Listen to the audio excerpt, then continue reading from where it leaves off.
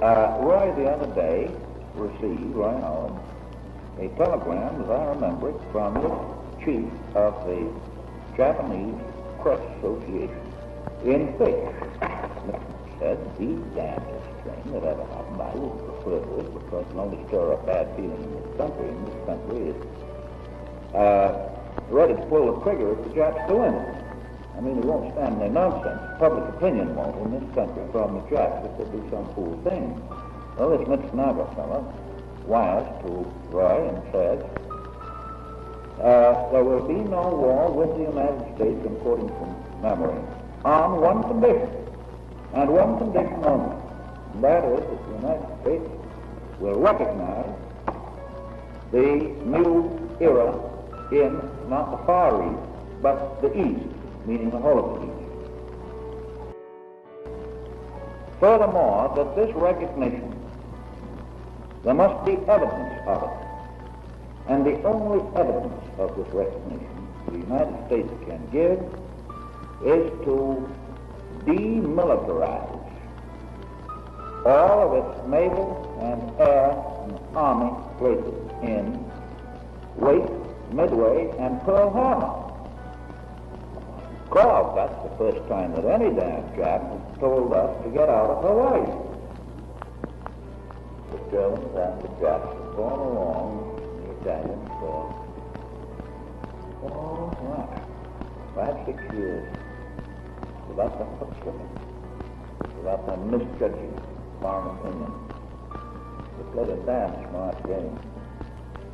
And the time may be coming when the Germans and Japs will do some fool thing.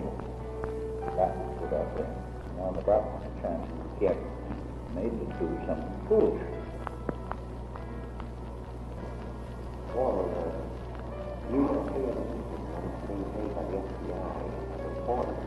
I never thought, and it never occurred.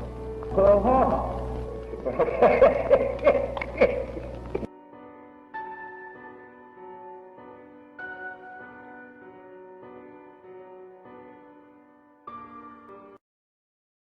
The grandfather of Franklin Delano Roosevelt, his name was Warren Delano, was the opium king of China.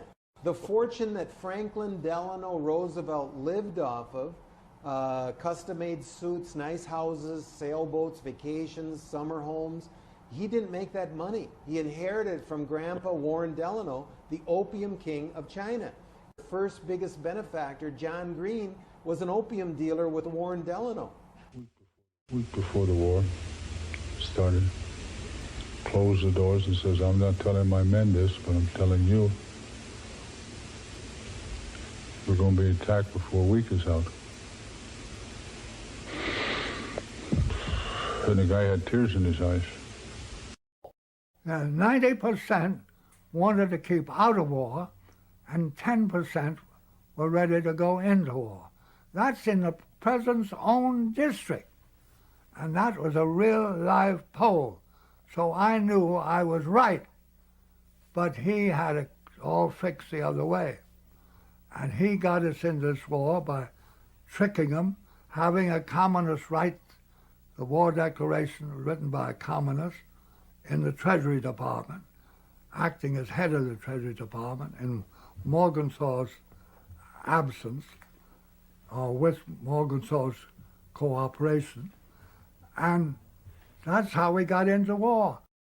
I talked to the naval intelligence officer who received the message in Washington, D.C. on December the 4th, 1941, that the Japanese were going to attack Pearl Harbor. He sent the message on to his superiors. After the war, he was subpoenaed before a committee, congressional committee. He was told by his superiors at that time, ignore the subpoena. You don't understand now, but you will later on. As we all know, and as well documented, we knew in advance of Pearl Harbor. It was covered up. When you were recruiting men for the American Volunteer Group that summer, 1941, what was the strategic goal of the operation? Well, to kill as many damn Japanese as we could. That's simple. The U.S. government knew about this, helped develop this plan. And not only knew about it, but they were 100% behind it. Where do you think the $50 million came from? the United States. It was secret. Nobody was supposed to talk about it. We did a damn good job of keeping it secret. On July 22nd, 1941, you sent a secret cable to Chenault. I am very happy to be able to report that today, the President directed that 66 bombers be made available to China this year, with 24 to be delivered immediately. Why would you be procuring bombers? Well, actually, the purpose of bombers is to bomb. You can't pretend that we didn't know what the bombers were for. And according to this plan, they were going to be manned by Americans. Volunteer Americans were paid. They were mercenaries. But the White House was very much in favor of it. So this had the blessing of the U.S. government. It had the blessing of it. Do you think FDR was trying to provoke the Japanese?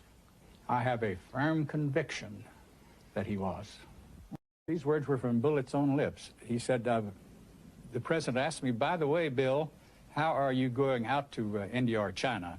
And he said, well, I'd planned to take Pan Am across the Pacific, Mr. President.